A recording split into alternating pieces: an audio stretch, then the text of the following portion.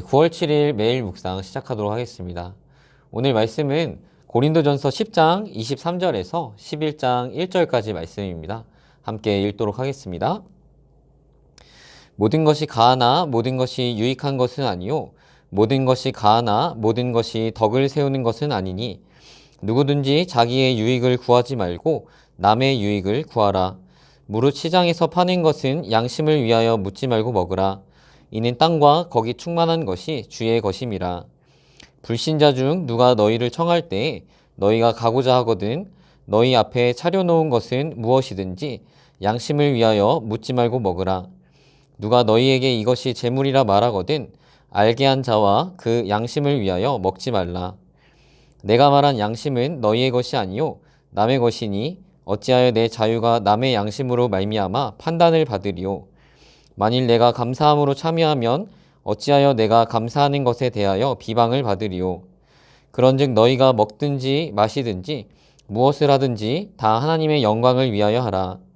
유대인에게나 헬라인에게나 하나님의 교회에나 거치는 자가 되지 말고 나와 같이 모든 일에 모든 사람을 기쁘게 하여 자신의 유익을 구하지 아니하고 많은 사람의 유익을 구하여 그들로 구원을 받게 하라. 내가 그리스도를 본받는 자가 된 것 같이 너희는 나를 본받는 자가 되라. 아멘.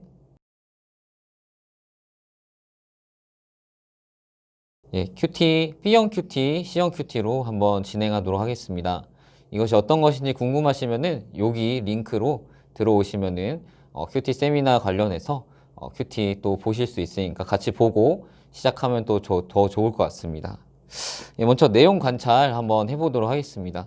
저는 오늘 본문을 가지고 이제 4개의 문단으로 한번 나눠봤는데요. 같이 한번 살펴보도록 할게요.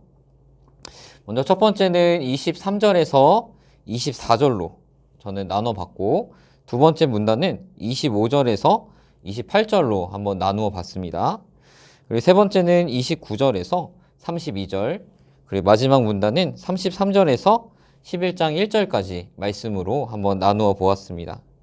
이렇게 문단을 나누고 여러 번 읽으면서 제목과 그 요약, 내용의 요약을 한번 써보면 좋을 것 같은데요. 제가 쓴 것을 한번 같이 한번 보도록 할게요. 먼저 첫 번째 문단 23절에서 24절은 저는 부제로 타인을 사랑하는 삶이라고 정해봤습니다. 내용 요약은 자기 유익을 추구하기보다는 남의 유익을 추구하는 삶을 살아가십시오 라고 정해봤습니다. 자, 두 번째 문단 25절에서 28절인데요. 제목으로는 그리스도인 실제 생활에서 어떻게 신앙적인 삶을 살아갈 수 있을까? 먹는 것에 대하여 라고 정해봤고요. 내용을 한번 요약해 봤는데요. 내용이 좀 길긴 한데 같이 한번 읽어볼게요. 시장에서 파는 것들은 그 출처를 묻지 말고 혹시나 이방 신전에서 제사를 드리고 나오게 된 음식들도 있을 수 있으나 그것을 파는 사람에게 그 출처를 묻지는 말고 모든 것을 감사함으로 먹으십시오. 왜냐하면 그 모든 것들이 하나님의 것이기 때문입니다. 그러므로 우리는 하나님의 것을 감사함으로 누리면 됩니다. 또한 불신자의 집에 초대되었다고 한다면, 그리고 불신자가 먹을 것을 우리 앞에 차려준다고 한다면 이것에 대해서도 그 출처를 묻지 말고, 또한 신전 제사 후 나오게 된 음식일 수도 있으니 묻지 말고 감사함으로 먹으십시오. 하지만 불신자가 먼저 이 음식의 출처에 대해서 말한다면, 그리고 그 출처를 알게 되었음에도 그것을 먹는 것이 나의 양심에는 거리낌이 없지만 나를 초대한 사람의 양심에는 유익이 되지 않는다고 한다면 그 음식은 먹지 마십시오. 자, 세 번째 문단은 29절에서 32절로 잡아봤는데 제목은 그리스도인의 삶, 하나님의 영광을 위한 삶, 그리고 이웃을 사랑하는 삶이라고 한번 정해보았습니다. 내용도 한번 같이 읽어볼게요.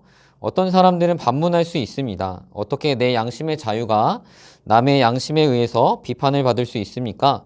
내가 하나님께 감사함으로 모든 것을 감사하게 먹는다고 한다면 비방받을 까닭이 무엇이 있겠습니까? 내가 하나님 앞에서 잘못한 것이 무엇이 있겠습니까? 하지만 그리스도인은 자신의 신앙적인 양심, 하나님 앞에서 부끄럼 없이 모든 것을 감사함으로 모든 것을 잘 누리는 것도 중요하지만 한편으로는 다른 사람이 그러한 자신을 보고 낙심하여 넘어지지는 않을지, 내가 교회나 다른 사람의 걸림돌이 되지는 않을지에 대해서 다시 한번 생각하고 행동해야 합니다. 즉 개인의 신앙적인 유익과 자유도 중요하지만 이러한 개인의 유익은 하나님의 교회와 공동체를 세우는 일과 공동체가 이 세상에서 하나님의 뜻을 감당하며 살아가는 일 밑에 종속되어야 한다는 것입니다. 그리스도인의 삶은 나보다는 하나님의 영광을 위해 또한 이웃을 향하여 뻗어나가야 하는 것입니다. 자, 마지막으로 네 번째 문단은 33절에서 11장 1절까지 말씀인데요. 저는 제목을 그리스도를 본받는 삶을 살아가는 나를 본받으라 라고 정해봤고요. 간단한 내용 요약으로는 사도 바울은 자신이 그러한 삶을 살아왔다고 말하고 있습니다. 그리고 그러한 자신을 그리스도를 본받는 삶을 살아가기 위해서 끊임없이 노력하는 그러한 자신을 또한 본받는 삶을 살아가라 라고 고린도 교회 성도들에게 말씀하고 있는 것을 우리가 볼 수 있습니다.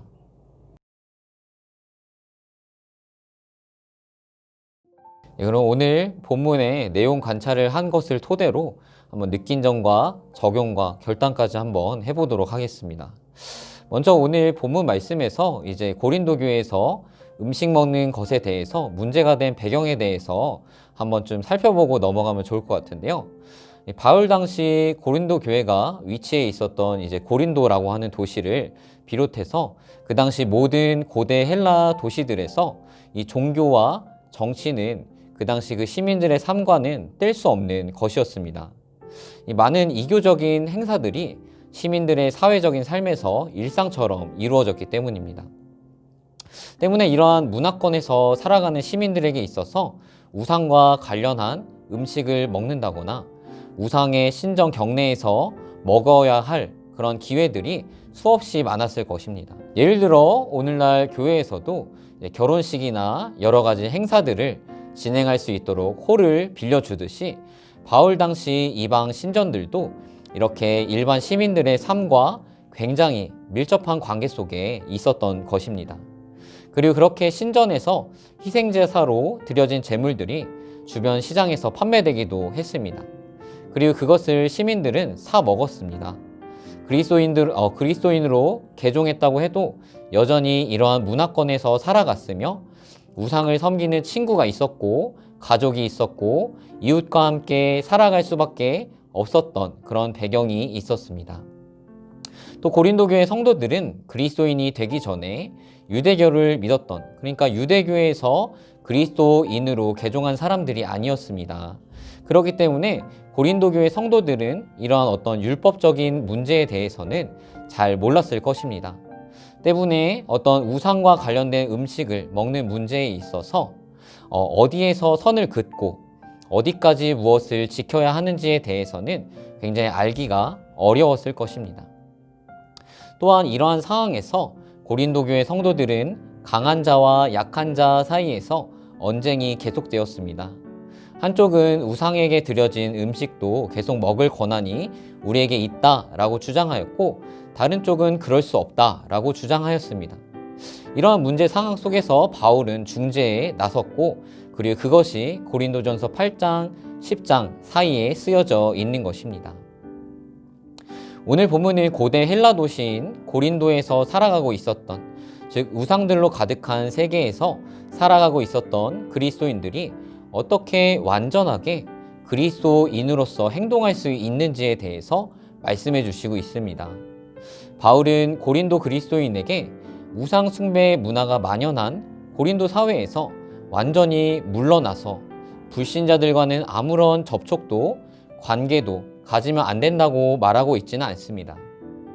고린도 그리스도인들이 사회에서 삶을 살아갈 때 우상과 연관된 모든 음식을 피하라고 하는 것은 굉장히 무리한 요구였습니다. 왜냐하면 시장에서 사거나 친구 집에서 나오는 모든 음식은 잠재적으로 어떤 우상 숭배 의식에 의해서 더럽혀진 음식이었기 때문입니다. 바울은 이러한 환경 속에서 살아가는 고린도 성도들에게 두 가지 명료한 원칙을 세워주고 있는 것을 볼 수가 있습니다. 첫째는 모든 것은 주님의 것이니 온 땅의 주인 되시는 주님께 감사함으로 먹으라 라고 하는 것입니다. 시편 23편, 24편 1절에서 말씀하시듯이 땅과 거기에 충만한 것과 세계와 그 가운데 사는 자들은 다 여호와의 것입니다.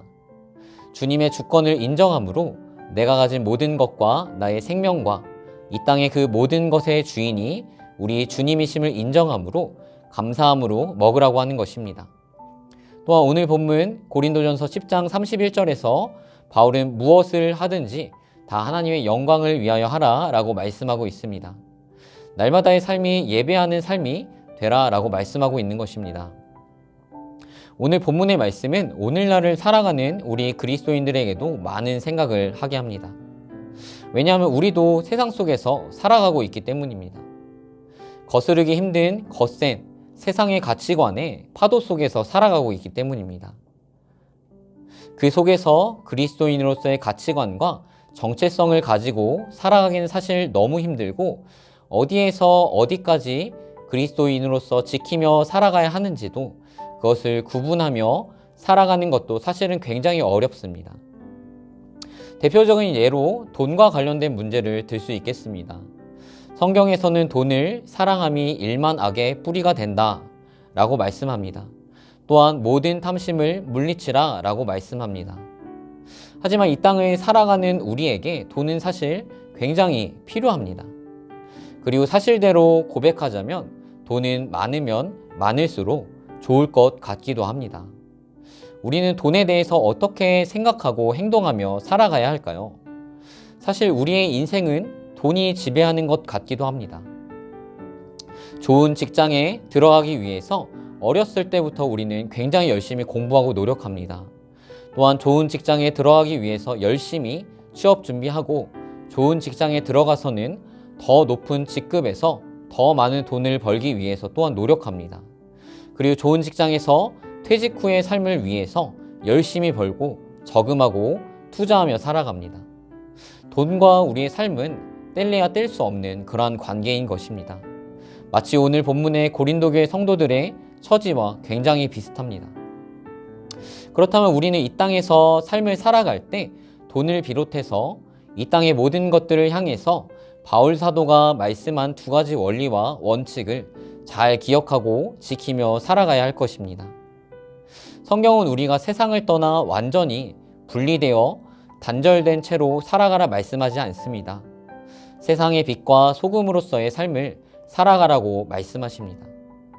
어떻게 해야 할까요? 오늘 본문을 또한 잘 묵상하시면서 오늘 하루 실천할 수 있는 가능한 적용들을 각자 생각해 보면서 더욱 본문 말씀을 묵상해 보면 좋을 것 같습니다.